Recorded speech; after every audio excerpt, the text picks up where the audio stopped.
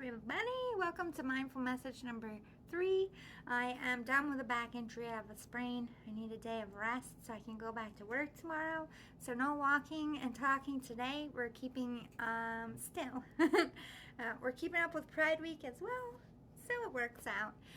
If you haven't checked out my other 2 mindful messages, that's kind of coming in line with this a little bit as far as relationships. The one we're talking about right now is, why is your person distant? This is a romantic relationship, somebody you live with or have been with for a minute, or I guess it could be a new dating situation too. I'll try to touch a little bit on that, but I'm focusing more on long terms. Why is there space or funniness in this relationship? If you're interested in the other 2, I did as a holistic healer what's really important about being pregnant in the first one, and then what's really important about your wedding day as a life coach, holistic person, what really matters for those things. So if you're interested, check them out below. All right, let's get into it. All right, so why are they distant? Most of the time I find it's because they're still holding resentment for a fight you guys had, angry words, or a broken promise. Like you promised to do something and you didn't. Maybe you forgot about it and you haven't yet realized it, and they're just waiting for you to realize it, and they're getting more pissed as time goes by that you're still forgetting, especially if you forget big things like anniversaries, birthdays. If they need a ride somewhere and you don't pick them up and they have to end up Ubering, anything like that, that makes people really upset and feel underappreciated, and that causes a giant rift. It doesn't have to be from a fight.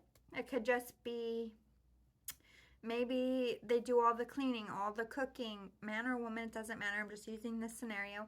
Maybe they do a lot of the housework and you just kind of come home and like kick your boots that are muddy on their nice floor, and you hang your hang your coat on the chair, not the coat rack. It's like slowly those frustrations add up and they just kind of get sick of you and they get sick of the situation. And I think a lot of times in relationships, people just expect the other one to get it. Like, you know me, you know what I like, you see that I've cleaned the house, you should know better. But we don't vocalize the things that bother us, that are irritating us, until the point of so you could be on the cusp of a because they have all this upsetness, resentment, anger, either about angry words, a fight, or those things I was saying, like feeling underappreciated or feeling like they do more in a situation, or maybe they feel betrayed in some way.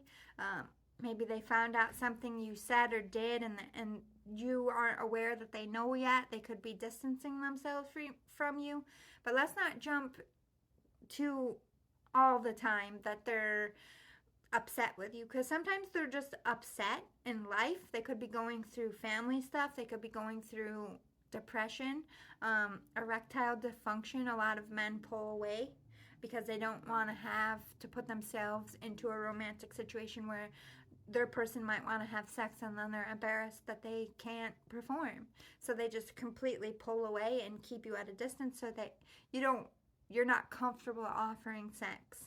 It could be something as easy as erectile dysfunction, which can mess with a man's mind.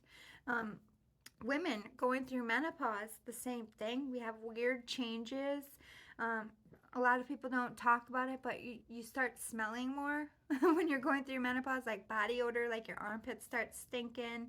You get fluids leaking out that you shouldn't. Like, being a woman is kind of gross and hard, and there's nothing we can do about it. And like, a lot of times women start experiencing like pain in sex, dryness during sex, odors during sex in menopause, because their body and their pH is changing, and it brings shame to the woman. So they think they stink, or sex is painful, so they don't enjoy it anymore, and that can cause a rift, which I'm getting into my next thing. Sleeping in separate beds killed my relationship, but it should have been a red flag to me that I wasn't comfortable sleeping in the same room. If you are finding yourself, It really depends on your age, because my grandparents, after a while, they slept in separate rooms because one had a breathing machine, one didn't.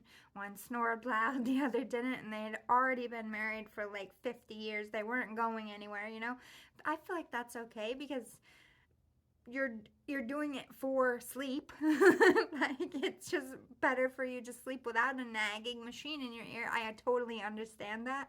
And people who are with paraplegic people, or for whatever reason your person needs a special bed, I don't feel like sleeping apart is going to be detrimental. Just make sure you are always, doing romantic things, even if it's just laying together watching a movie before you go to bed.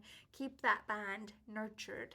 But a lot of the times when there's a sexual divide, it's either somebody's experiencing something with their body that they're trying to hide or ashamed or embarrassed about, or something happened. Maybe they're feeling like you could be cheating. Maybe they're self-conscious within themselves and insecure, and they're reflecting it on you and projecting that you're out doing other things, because how could you still be attracted to them? They're not feeling good about their bodies and they project. Or perhaps they did hear some things that you said about them, like maybe you told your friends and you didn't even know that your person was around here. Like, they put on a little weight since the kid.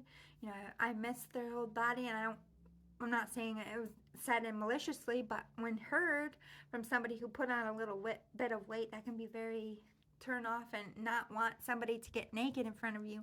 Those situations also cause a rift. Most of the time it is a self-conscious thing. We're questioning someone's loyalty. Family work struggles and drama. Drama at work, and you're dealing with drama all the time, and you come home and you just want to be quiet and you just want to be to yourself, so you kind of go away from your spouse just because work is so heavy and so toxic. Over time, that will cause a rift, because you're coming home and you're immediately secluding yourself from the rest of the family, and eventually they're going to get offended by that. So just explain yourself. Like, this job is crazy, boo, hun, whatever. Like, is it okay if I just come home and just sit in my car for 15 minutes? Please, no. It's not about you or the kids, and I'm not trying to get out of being a parent. But this place is eating my soul and my brain, and I just need a minute. And most of the time, people are going to be like, oh, I thought you were sitting in the car because you didn't want to come in with us. Just hearing it will do a lot, and setting that boundary of like, look, when I come home, I just need a few minutes. I'm not trying to be a dick. I just need a minute.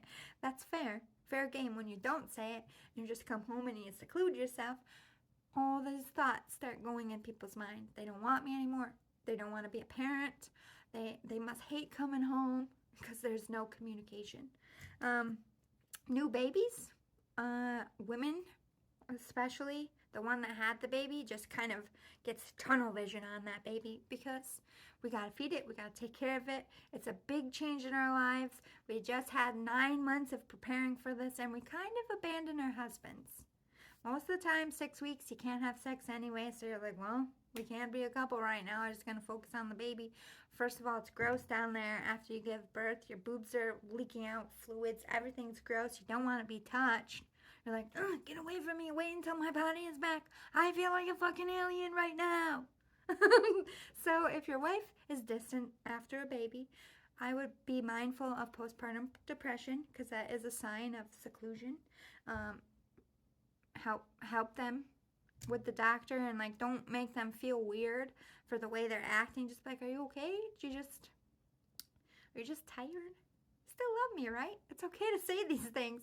It's letting your person know, like, hey, I need a little bit of attention. So we get tunnel vision. Say something to your lady. Now, granted, don't say something at 3 in the morning when they're getting up with the baby and they're crabby.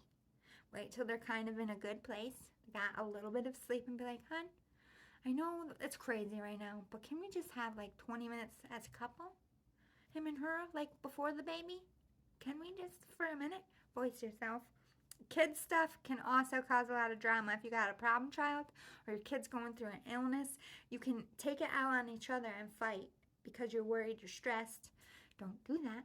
Learn to communicate better. Like, I'm sorry, I'm just so stressed out. I don't want to yell. I'm just yelling about the situation because I'm not yelling at you. Clarify.